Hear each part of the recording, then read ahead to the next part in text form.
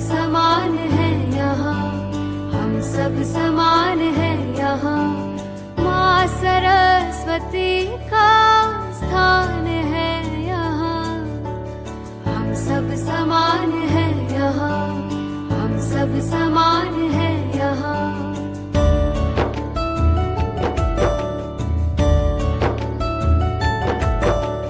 शिक्षा समझ संस्कारों की चाह है यहाँ, हर चुनौती आसान बनाए अल्फा संकुल विद्या का। माँ सरस्वती का स्थान है यहाँ, हम सब समान है यहाँ, हम सब समान है यहाँ।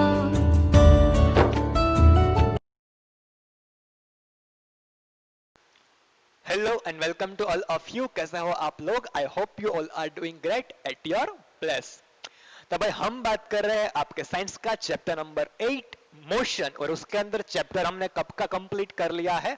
हम सॉल्व कर रहे हैं एक्सरसाइज के एग्जाम्पल, और एग्जाम्पल पे इतना ज्यादा फोकस करने की जरूरत इसलिए है क्योंकि आई एम डैम श्योर कि भाई जो 60% क्वेश्चन इस चैप्टर के अंदर से आने वाला है, उसके अंदर 60% जो क्वेश्चंस होंगे वहां पे आपको एग्जाम्पल ही, मतलब इस तरीके से आपको सम ही सॉल्व करने हैं। दैट्स व्हाई आपको इस चैप्टर के सारे कॉन्सेप्ट के अकॉर्डिंगली या फिर उसके बेस पे जो भी एग्जाम्पल्स आते हैं उनको सॉल्व करना अच्छी तरीके से आना चाहिए।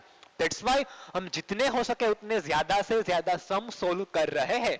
एंड आपको पता है जो सम्स आने वाले हैं उसके अंदर मोस्ट ऑफ जो आपकी पॉसिबिलिटीज है वो ये है कि आपको इक्वेशन ऑफ मोशन जो हमने 3 पढ़े हैं, अब तीनों इक्वेशन तुम्हें पता होने चाहिए। ओके, काफी बार हम पढ़ चुके हैं, काफी बार हमने उसका यूज भी कर लिया है। वो तीनों के तीनों इक्वेशन तुम्हें पता होने चाहिए। उस इक्वेशन का यूज किस तरीके से करना है वो भी तुम अब अच्छी तरीके से जानते होने चाहिए। अगर तुम्हें वो सारी चीजें पता है, अगर कॉन्सेप्ट क्लियर है, तो सारे एग्जाम्पल तुम काफी इजीली कर पाओगे। और ये चीज तुमने ऑब्जर्व भी की होगी कि अगर तुम्हें सारे जो फॉर्मूलाज थे अगर पता थे, उनका मतलब पता था, अच्छी तरीके से तुमने समझे थे, तो जो एग्जाम्पल्स मैं आपको करवा रहा हूं वो तुम खुद अकेले भी कर पाते अगर मैं नहीं करवाता तो भी। लेकिन यहां पे प्रैक्टिस ज्यादा होगी। सो आज भी हम वही चीज करने वाले हैं। आज भी हम एग्जांपल्स ही आपके एक्सरसाइज के जो है उनको कंटिन्यू करने वाले हैं। उसमें से यहां पे मैंने आपको दिया है question number 4। So let's start the question. तो भाई क्वेश्चन नंबर 4 में आपको जो करना है वो कुछ इस तरीके से आपको सिचुएशन दी गई है। A motor boat starting from rest on a lake accelerates in a straight line at a constant rate 3 meter per second square for 8 seconds. Okay, ये second है S. How far does the boat travel? So here you have a motor boat जो एक lake के अंदर straight path पर जा रही है। पहली कंडीशन जो तुम्हें दी गई है वो ये है, यहां पे तुम्हारा फोकस आना चाहिए कि भाई रेस्ट पोजीशन से उसने स्टार्ट किया था। एंड नाउ तुम्हें पता है रेस्ट पोजीशन का मतलब ये होता है कि जो इनिशियल वेलोसिटी होगी, मतलब कि जो u होगा वो 0 होगा। So from here you have to understand that the initial velocity will be 0. Okay, एक चीज पता चल गई। उसके बाद आगे बढ़ो। Accelerate in a straight line, acceleration दिखाई दे रहा है, जी हां, लेकिन एक्सेलरेशन कितना है? तो भाई कांस्टेंट एक्सेलरेशन तुम्हें दिया हुआ है, constant rate 3 metre per second square. अभी भी अगर देखो तुम्हें देख के पता नहीं चल रहा कि भाई क्या चीज तुम्हें दी गई, तुम्हें यूनिट चेक करना है। देखो अगर तुम्हें बाकी की चीजों को देखकर पता नहीं चला था कि ये जो था वो आपको एक्सेलरेशन दिया हुआ था, तो तुम्हें यूनिट चेक करना था। देखो यूनिट यहां पे क्या लिखा है, metre per second square, 3 metre per second square. अगर सिर्फ मीटर पर सेकेंड होता तो वेलोसिटी होती, लेकिन अगर तुम यूनिट को अच्छी तरीके से ऑब्जर्व करोगे सो it's a metre per second square. सो अगर क्वेश्चन पढ़ के तुम्हें नहीं पता चलता तो यूनिट देख के पता चल जाएगा कि दिस इज योर एक्सेलरेशन। सो यहां से मुझे दूसरी चीज मिलती है, and the last thing which is given in the question is a time, कि भाई कितने टाइम तक ये बोट जा रहा है, ट्रैवल कर रहा है। सो time is 8 second. So let's start the solution. सबसे पहली चीज जो तुम्हें दिया हुआ है सारी चीजें अच्छी तरीके से तुम नोट डाउन कर लो, मैं भी यहां पे वही करने वाला हूं। तो जो चीज मुझे पहली दी गई है वो है इनिशियल वेलोसिटी। तो रेस्ट पे से पता चलती है, if your object is at the rest position initially then the initial velocity will be 0। So यहां पे मैं लिखूंगा that initial velocity of the boat, जिसे हम डिनोट करते हैं स्मॉल यू से, is equal to 0 metre per second. देखो मीटर पर सेकेंड लिखा क्यों मैंने, क्योंकि मुझे टाइम दिया हुआ था सेकेंड के अंदर और एक्सेलरेशन मुझे दिया हुआ था मीटर पर सेकेंड स्क्वायर के अंदर। दैट्स व्हाई जो भी चीजें मैं यूज करूंगा उसका यूनिट मीटर एंड सेकेंड के अंदर होना चाहिए, combination of metre second. Okay, so the initial velocity is 0 metre per second. Now the second thing is acceleration. So acceleration is already given, और हमें पता है कि जो इक्वेशन यूज करते हैं तभी काम करते हैं जब आपकी जो मोशन है वो यूनिफॉर्मली एक्सेलरेटेड मोशन हो। एंड यूनिफॉर्मली एक्सेलरेटेड मोशन का मतलब ये होता है that the acceleration is a constant. तो यहां पे आपको टर्म भी यूज करके दिया हुआ है that the constant rate 3 metre per second square, जिसको डिनोट करते हैं स्मॉल ए की मदद से। So it's a 3 meter per second square, and the last thing that you know is a time. Okay, so यहां पे तुम्हारा हो गया टाइम। टाइम को डिनोट करते हैं स्मॉल टी से, time t is equal to 8 second. तो यहां पे मेरे पास सारी चीजें आ गई है। जो चीज मुझे फाइंड करनी है वो है डिस्टेंस, हाउ फार, कितनी दूर तक आपकी बोट जाएगी। सो जो मुझे चाहिए वो है डिस्टेंस ट्रैवल्ड बाय अ बोट, जिसको हम डिनोट करते हैं बेसिकली स्मॉल एस से। ओके, ये सेकेंड वाला एस है, यहां पे जो एस में लिखने वाला हूं वो है आपका डिस्टेंस का। तो भाई आपके पास u है, फिर आपके पास एक्सेलरेशन है a, and then you have t, और तुम्हें फाइंड करना है s। तो तीन इक्वेशन में से तुम्हें कौन सा इक्वेशन यूज करना चाहिए। तो अगर तुम थोड़ा सा दिमाग पे जोर लगाओगे तो तुम्हें पता चल जाएगा कि भाई ऐसा कोई इक्वेशन ढूंढो जिसके अंदर डिस्टेंस हो, इनिशियल वेलोसिटी हो, एक्सेलरेशन हो एंड टाइम हो। तो भाई वो इक्वेशन है आपका equation number second, position time relation. तो आपको वही इक्वेशन यूज करना है कि भाई हमें पता है, as we know equation of motion, वो भी पर्टिकुलरली कौन सा इक्वेशन। तो भाई इक्वेशन हमें पता है s is equal to ut plus 1/2 80 square. It's your position time relation, आपका सेकेंड इक्वेशन। अब तुम्हें बस इसके अंदर वैल्यूज रखनी है। तो s जो आपको फाइंड करना है, u मतलब इनिशियल वेलोसिटी मतलब 0 into time 8 second plus 1/2 as it is into acceleration 3 metre per second square into time. तो भाई टाइम आपको दिया हुआ है 8 और आपको टाइम का स्क्वायर लेना है। भाई 8 स्क्वायर मतलब 8 into 8, so I will write down 8 into 8। Okay, it's 8 square basically. थोड़ा सिंप्लीफिकेशन कर लो तो भाई ये आपका होगा 2 4 8, बाकी की चीजें एज इट इज। यहां पे चेक करो 0 into 8, अब 0 को तुम किसी भी चीज के साथ मल्टीप्लाई करोगे answer will be 0, so this is your 0 plus यहां पे चेक करो 3 into 4 मतलब 12 into 8, ये तो 0 है उसको अब नहीं लिखेंगे, तो ये जो उसका आंसर निकल के आएगा वो आपका होगा 12 into 8। Now 12 into 8 is 96। तो भाई ये आपको मिल गया 96 जो है आपका डिस्टेंस। यूनिट क्या होगा तो भाई चेक करो सारे यूनिट। तो भाई सारी चीजें मीटर एंड सेकंड के अंदर है, मीटर सेकंड के कॉम्बिनेशन में ऐसा यूनिट में बात चल रही है।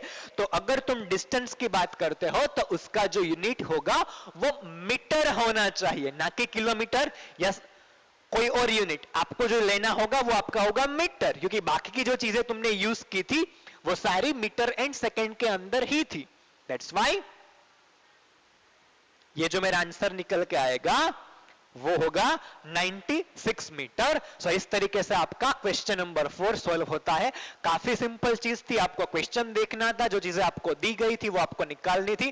पहला आपको पता था u, उसके बाद एक्सेलरेशन पता था, उसके बाद आपको टाइम पता था, and then you have to just use a equation which is a position time relation, s is equal to ut plus 1/2 at square.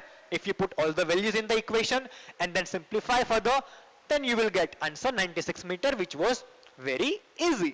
So इसी तरीके से आपका क्वेश्चन नंबर 4 खत्म होता है। अब हम आते हैं सीधा क्वेश्चन नंबर 7 पर। बीच के जो 2 क्वेश्चन मैंने छोड़े हैं वो ग्राफ के हैं।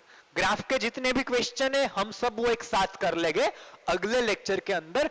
आज के लिए जो इक्वेशन यूज करके जा रहे हैं, जो इक्वेशन यूज करके हम एग्जांपल जो सॉल्व कर रहे हैं उनको यहां पे रख रहे हैं। ओके, सो पहला आपका गया क्वेश्चन जो था क्वेश्चन नंबर 4, जो हमने सॉल्व कर लिया है। अब सीधा जंप करके हम आते हैं क्वेश्चन नंबर 7 पर। आई होप नाउ तुम्हें सारी चीजें अच्छी तरीके से समझ में आ रही है और तुम खुद से भी एग्जांपल कर पा रहे होगे। ओके, होमवर्क के अंदर तुम्हें पता है जो एग्जांपल्स यहां पे मैं सोल्व करवाता हूं तुम्हें लेक्चर्स के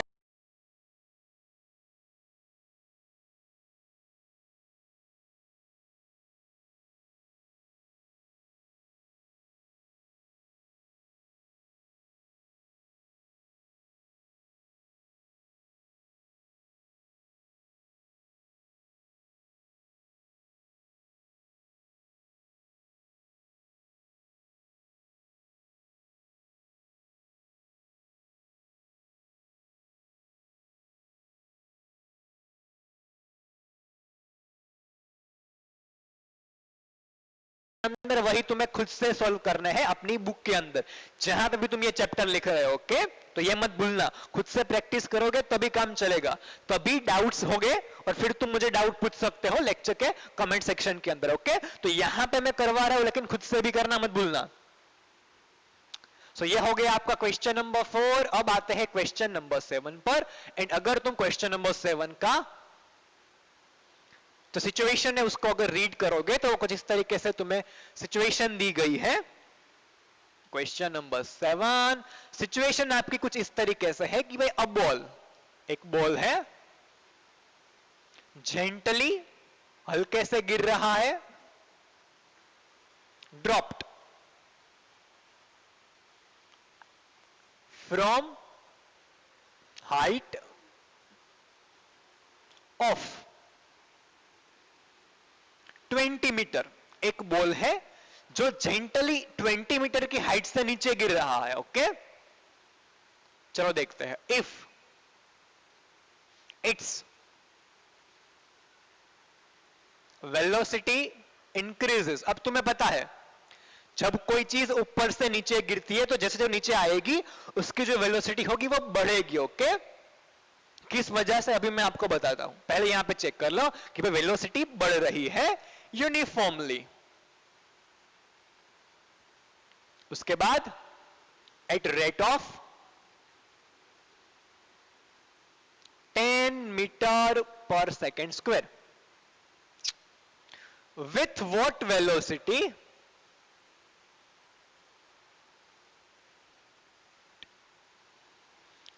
it will strike the ground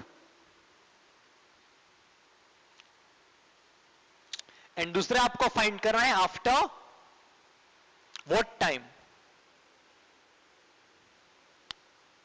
तो ये आपको क्वेश्चन दिया हुआ है कुछ इस तरीके से, पूरी सिचुएशन तुम समझो। एक बॉल है जो कुछ हाइट पे था, मान लो यहां पे कोई स्टैंड था, या फिर मैं आपको कह दूं कि भाई कोई विंडो थी, उसकी जो छत थी उसके ऊपर एक बॉल पड़ा हुआ था। ये कोई हाउस था, मान लो ये कोई बड़ी सी बिल्डिंग है 20 मीटर की, और यहां पे कोई बॉल था। फिर वो जेंटली नीचे गिराया गया। पहले वो यहां पे रेस्ट पोजीशन पे था और कुछ वजह से, हमें पता नहीं कि भाई क्यों गिरा, लेकिन वो ऊपर से नीचे गिरता है हल्के से, तो यहां से वो नीचे गिरेगा। जो हाइट है वो तुम्हें दी गई है 20 मीटर और यहां पे ग्राउंड, तो ये बॉल यहां से नीचे गिरेगा और इस ग्राउंड को यहां पे टच करेगा कुछ टाइम के बाद। अब हमें पता है कि भाई ये चीज एक्चुअली हो क्यों रही है, कि भाई आप जब किसी भी चीज को ऊपर से छोड़ते हो तो उसके ऊपर जो आपकी अर्थ है वो ग्रेविटेशनल फोर्स लगाएगी, और ग्रेविटेशनल फोर्स लगने की वजह से उसके अंदर जहां पे फोर्स होता है वहां पे अपने आप एक्सेलरेशन आ ही जाता है। इसको हम इन डिटेल नेक्स्ट चैप्टर के अंदर पढ़ने वाले हैं, लॉज ऑफ मोशन के अंदर। लेकिन अभी यहां पे तुम कॉमन सेंस यूज करो कि भाई जब हम किसी भी चीज को कुछ हाइट से छोड़ते हैं तो उस पर अर्थ का ग्रेविटेशनल फोर्स लगता है, जिसकी वजह से वो नीचे आता है।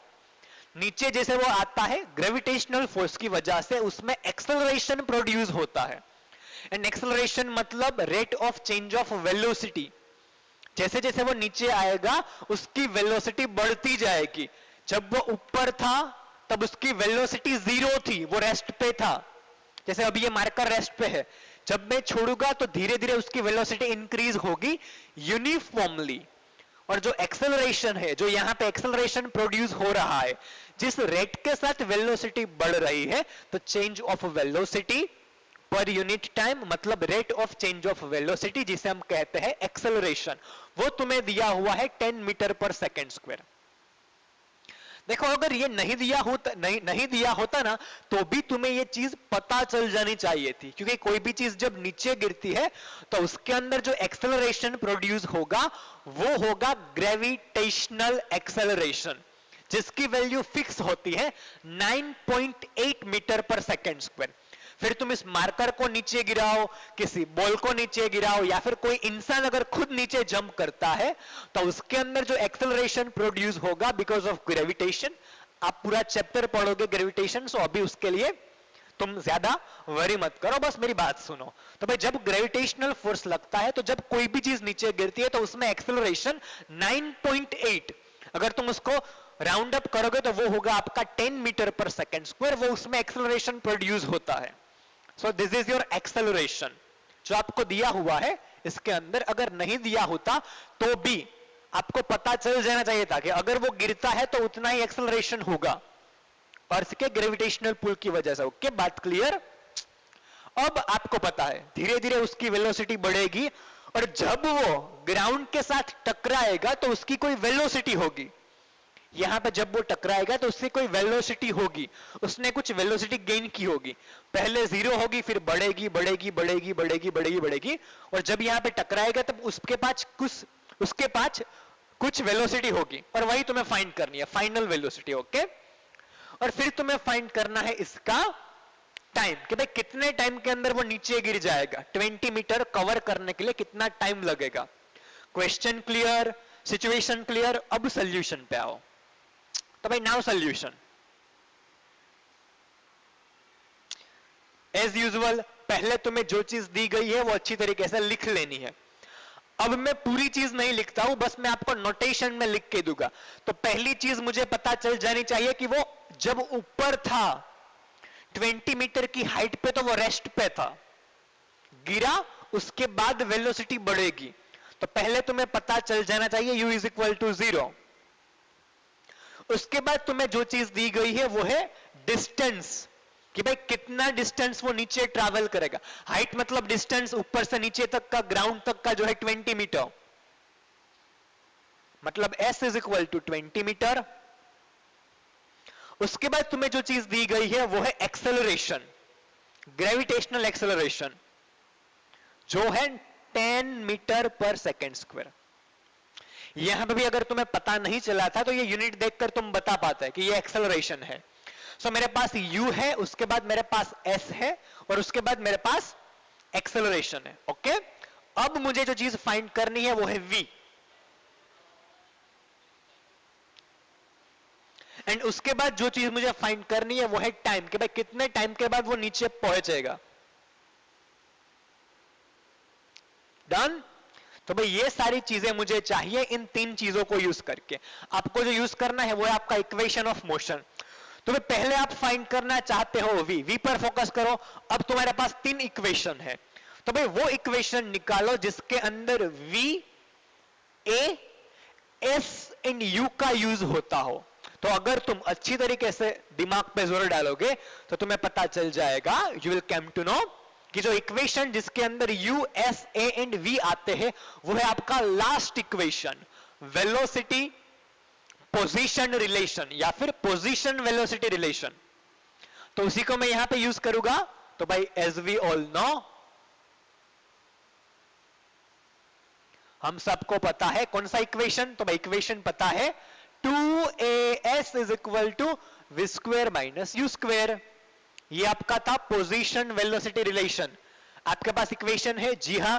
अब वैल्यू रख दो, देखो 2 कांस्टेंट, A तुम्हारे पास ऑलरेडी है, डिस्टेंस तुम्हें दिया हुआ है, V तुम्हें फाइंड करना है, U तुम्हारे पास ऑलरेडी नॉन है, 0।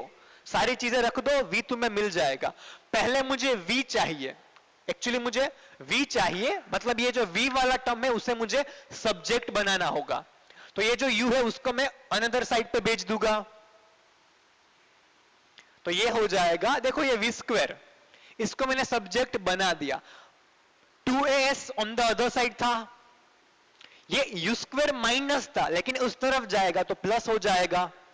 अब वैल्यूज रख दो, तो ये हो गया V square is equal to 2 into A 10 metre per second square, distance तुम्हें दिया हुआ है 20 मीटर, प्लस U मतलब इनिशियल वेलोसिटी जो आपकी 0 है, क्योंकि वो वहां पे रेस्ट पे था, हवा लगने की वजह से या फिर कुछ और रीजन की वजह से वो नीचे गिरने लगा, तो पहले वो रेस्ट पे था, सो U इज 0। अब सिंप्लीफाई करो, V square is equal to, इसको भूल जाओ, यहां पे देखो 2 इंटू 10 इंटू 20, तो 20 into 2 will be 40, 40 into 10 will be 400। ये मिला तुम्हें V स्क्वायर। अगर तुम्हें V चाहिए तो स्क्वायर रूट करना पड़ेगा,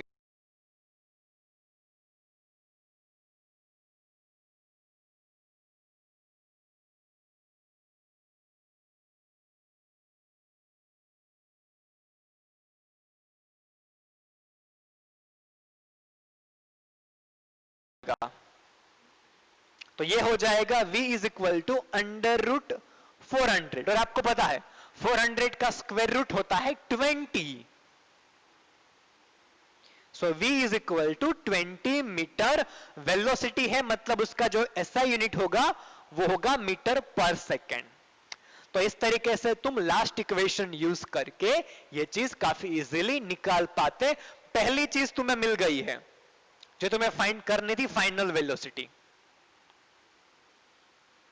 जब वो ग्राउंड पे टकराता तो कितनी वेलोसिटी से टकराता, तो वो था 20 मीटर पर सेकेंड। अब बात करते हैं सेकेंड टाइम फाइंड करने की। ओके, ये पहले पहला पोर्शन क्लियर, अब इसको मैं निकाल देता हूं, उसके बाद हम टाइम पर आते हैं। अब तुम्हारे पास 4 चीजें हैं और तुम्हें टाइम फाइंड करना है। V तुम्हें मिल गया, अब तुम्हें कोई ऐसा रिलेशन चाहिए जिसके अंदर से तुम टाइम निकाल पाओ, तो उसमें तुम 2 रिलेशन यूज कर सकते हो। या तो पहला जो है आपका V is equal to U plus 80, वहां पर भी टाइम आता है। उसके बाद आपका दूसरा relation S is equal to UT plus 1/2 80 square, वहां पर भी टाइम आता है। मैं यहां पे यूज करूंगा पहला, क्योंकि वो आपको काफी इजी होगा। तो भाई फिर से वही लाइन आपको लिखनी है, as we all know, equation of motion हम सबको पता है कौन सा, तो भाई फर्स्ट जो है आपका पोजीशन, जो है आपका velocity time relation, V is equal to U plus 80। तुम्हें टाइम चाहिए, मतलब इस चीज को तुम्हें सब्जेक्ट बनाना होगा, तो ये हो जाएगा 80, मतलब सामने की ओर V था, U यहां पे प्लस था, on the other side minus. तुम्हें चाहिए टाइम, तो जो एक्सेलरेशन था वो पहले मल्टीप्लिकेशन में था, on the other side it will be on a division, so V minus U divided by A। अब वैल्यूज रख दो, तो भाई time T is equal to V, मतलब 20 जो अभी तुम्हें मिला, ओके, माइनस U जो आपका 0 था, उसके नीचे एक्सेलरेशन जो था 10। डन। अब 0 को भूल जाओ, 20 माइनस 0 विल बी 20। तो ये चीज तुम यहां से निकाल दो, सिर्फ तुम्हें करना होगा 20 upon 10, and it's very simple, T is equal to 2, 20 upon 10 मतलब आंसर विल बी 2। टाइम किस में होगा? सेकंड के अंदर, क्योंकि आपका एक्सेलरेशन एंड जो आपका डिस्टेंस था वो मीटर एंड सेकंड्स के अंदर सारी चीजें चल रही थी। सो टाइम जो आपको मिलेगा वो अल्टीमेटली मिल जाएगा सेकंड्स के अंदर। तो इस तरीके से तुम्हें टाइम भी मिल गया कि 2 सेकंड बाद तुम्हारा जो बॉल था वो नीचे फ्लोर के साथ टकराएगा, it will strike the ground after 2 seconds. So इस तरीके से तुम दोनों चीज निकाल पाओगे। पहले जो चीज तुमने निकाली वो थी वेलोसिटी फाइनल, एंड उसके बाद तुमने निकाला टाइम। अगर तुम थोड़ा सा कॉमन सेंस यूज करते तो भी यहां पे तुम्हें फील आ जाती। चेक करो, देखो टाइम 2 सेकंड, इनिशियल वेलोसिटी 0। यहां पे चेक करना है, मैं तुम्हें रिजल्ट वेरीफाई करवाता हूं कि भाई टाइम तुम्हें मिला 2 सेकंड, यू था आपका 0, और जिस रेट से चेंज हो रही थी वेलोसिटी वो था आपका 10 मीटर पर सेकंड स्क्वायर। 10 मीटर पर सेकंड स्क्वायर का मतलब कि हर सेकंड के अंदर 10 मीटर पर सेकंड की वेलोसिटी बढ़ेगी। तो लॉजिक यूज करो, पहले 0 थी, 1 सेकंड जाता तो 10 मीटर पर सेकंड बढ़ जाती। तो अगर 2 सेकंड जाते हैं तो कितनी वेलोसिटी होती? तो भाई पहली सेकंड में 10, उसके बाद की 1 सेकंड में फिर से 10, मतलब 10 प्लस 10, तो टोटल 2 सेकंड के बाद वेलोसिटी जो होनी चाहिए लॉजिकली इस एक्सेलरेशन को यूज करके तो वो अपने आप तुम्हें 20 मिल जाती। सो इस तरीके से तुम पूरी कंडीशन को वेरीफाई भी कर सकते हो कि जो चेंज था, जो रेट ऑफ चेंज था वो था आपका 10 मीटर पर सेकंड स्क्वायर, मतलब हर सेकंड के अंदर वेलोसिटी में 10 मीटर पर सेकंड का चेंज होगा। पहले 0 थी, 1 सेकंड के बाद 10 हो जाती, और 1 सेकंड के बाद वो 20 हो जाती। सो इस तरीके से तुम सारी चीजें क्रॉस वेरीफाई कर सकते हो। आई होप तुम्हें अब ये क्वेश्चन अच्छी तरीके से पता चल गया एंड क्लियर हो गया। रेडी? अब इसको मैं निकाल देता हूं। अब आते हैं सीधे आपके लास्ट क्वेश्चन पर। आज हम सारे जो फॉर्मूला यूज करके करने हैं ना वो क्वेश्चन निकाल रहे हैं। नेक्स्ट लेक्चर में हम ग्राफ वाले सारे एक साथ क्लियर करेंगे, जिससे आपको ग्राफ की अच्छे से फिर से एक बार फील आ जाए। अगर यहां पे बीच में ग्राफ का कोई एग्जांपल आ जाता तो थोड़ी देर आपकी जो कह सकते हो जो फील थी, जो आप इक्वेशन यूज करके सारी चीजें कर रहे थे, वो डिस्टर्ब हो जाती। दैट्स व्हाई यहां पे मैंने सारे एग्जांपल वही लिए जो आपके इक्वेशन बेस्ड थे। अब आते हैं आपका लास्ट क्वेश्चन। अभी वो लास्ट क्वेश्चन किस नंबर का है वो मुझे नहीं पता है, लेकिन आपका last question, so I am just writing here last question. Okay, वो आप चेक कर लेना। तो भाई लास्ट क्वेश्चन के अंदर, क्वेश्चन में नहीं लिख रहा हूं, आपको मैं कंडीशन बता रहा हूं। तो भाई एक आर्टिफिशियल सैटेलाइट है, आपको पता है कि ये जो हमारा सारा टीवी कनेक्शन चलता है, जो इंटरनेट चलता है, जीपीएस जो चलता है, वो चलता है किसकी वजह से? तो भाई वो चलते हैं सैटेलाइट की मदद से। हम अर्थ पे से आर्टिफिशियल सैटेलाइट बनाकर अर्थ के बाहर भेजते हैं, जो अर्थ की इर्द गिर्द उसके चारों ओर रिवॉल्व होते हैं, और उनकी वजह से हमारा internet, GPS and TV connection चलता है। तो यहां पे ऐसे ही कोई आर्टिफिशियल सैटेलाइट की बात चल रही है। तो जो आर्टिफिशियल सैटेलाइट है वो एक ऑर्बिट के अंदर मूव हो रहा है।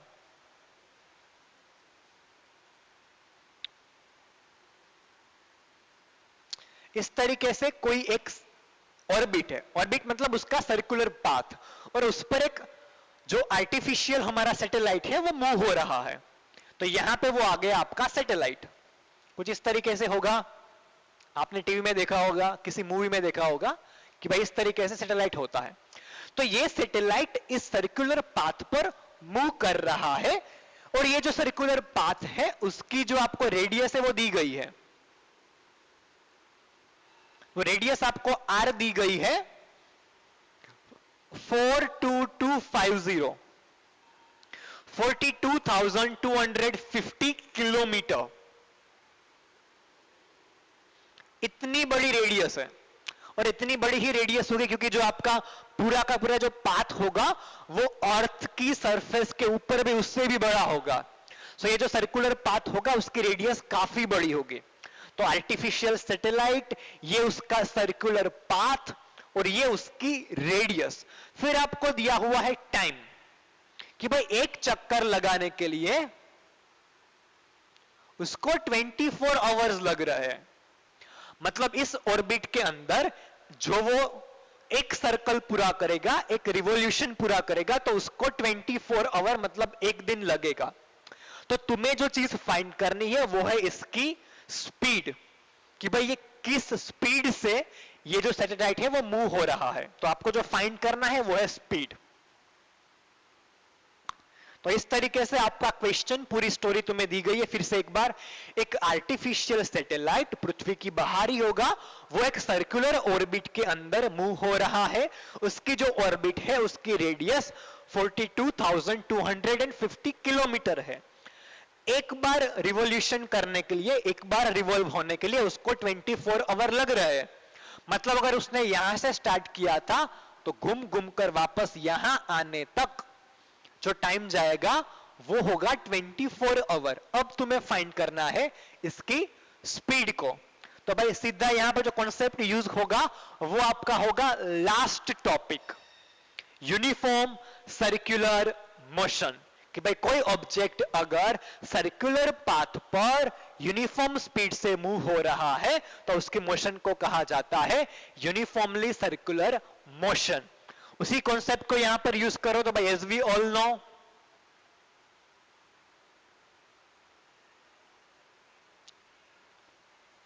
Formula for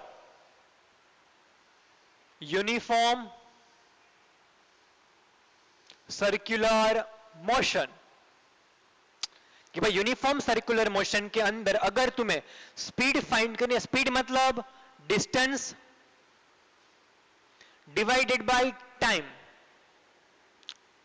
v। चलो अब डिस्टेंस की अगर मैं बात करता हूं तो यहां पे चेक करो, देखो यहां पे डिस्टेंस स्ट्रेट पाथ पर नहीं है, लेकिन यहां पे जो डिस्टेंस है वो सर्कुलर है।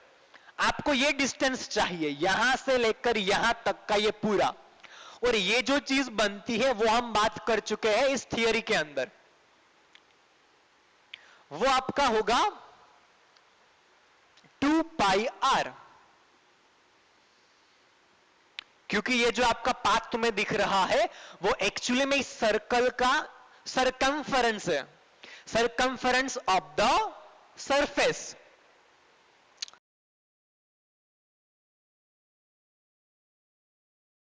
तो ये जो पूरा आपका लेंथ होगा वो होगा 2 पाई r पेरीमीटर। ओके, तो यहां पर जो डिस्टेंस होगा वो पूरा होगा 2 पाई r circumference divided by time. Time मतलब t। अब तुम्हारे पास 2 वो तो कांस्टेंट है, पाई की वैल्यू तुम्हें पता है 22/7, r तुम्हें दिया हुआ है 42,250 किलोमीटर, टाइम तो वो भी तुम्हें दिया हुआ है 24 आवर। बस वैल्यूज यहां पे रखनी है। तो v is equal to 2 into pi मतलब 22/7 इंटू r मतलब 42250 किलोमीटर। ओके, ये किलोमीटर के अंदर है।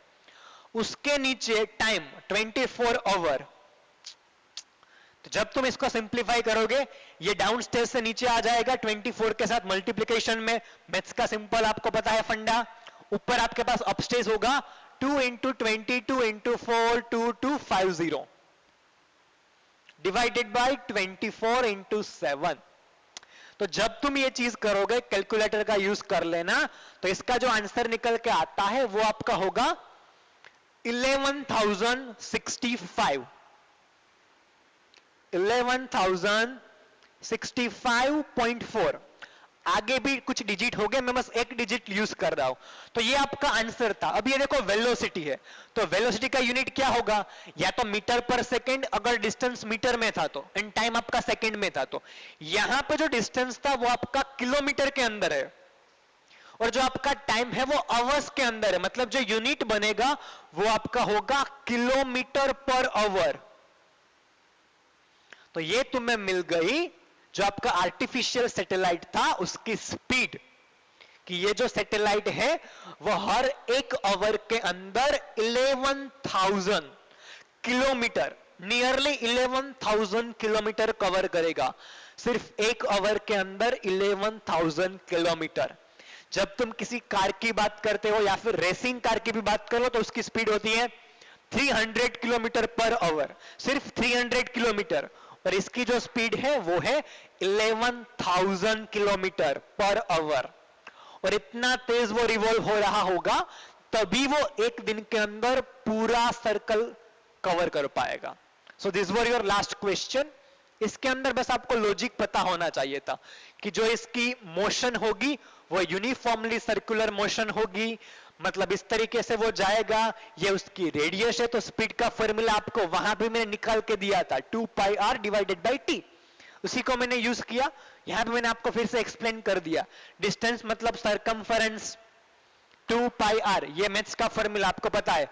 किसी भी सर्कल की अगर तुम्हें सरकमफरेंस चाहिए जिसका रेडियस r है तो वो आपका होगा 2πr, टाइम नीचे t, r आपको दिया हुआ था किलोमीटर के अंदर, टाइम तुम्हें दिया हुआ था अवर्स के अंदर। तो जब आपने कैलकुलेशन की तो लास्ट में तुम्हें जो वेलोसिटी मिली उसका यूनिट होना चाहिए था किलोमीटर पर आवर, वहां पे मीटर पर सेकंड मत लिख देना, ओके। यूनिट भी आपको दिमाग के अंदर रख के चलना है। कैलकुलेशन सिंपल थी, इसको तुम कैलकुलेटर के अंदर सिंप्लीफाई कर लेना। इसी के साथ तुम्हारा लास्ट क्वेश्चन भी खत्म होता है जो फॉर्मूला पे बेस्ड था। आज के लिए बस इतना ही रखते हैं। हमने 3 क्वेश्चन किए, question number 4, question number 7 and the last question. अगर इन क्वेश्चन के अंदर कोई डाउट रह गया है, कोई चीज समझ में नहीं आई तो कमेंट सेक्शन में पूछ लेना, आई विल आंसर देयर। अगर बड़ा डाउट होगा तो नेक्स्ट लेक्चर में यहां पे मैं आपको सॉल्व करवा दूंगा। अगर सब चीजें समझ में आ गई है तो वीडियो को लाइक एंड शेयर भी कर लेना। नेक्स्ट लेक्चर में हम ग्राफ वाले एग्जांपल्स करने वाले हैं एक्सरसाइज के। आज के लिए बस इतना ही रखते हैं, मिलते हैं अगले लेक्चर में। तब तक के लिए nice day, enjoy your life and thank you.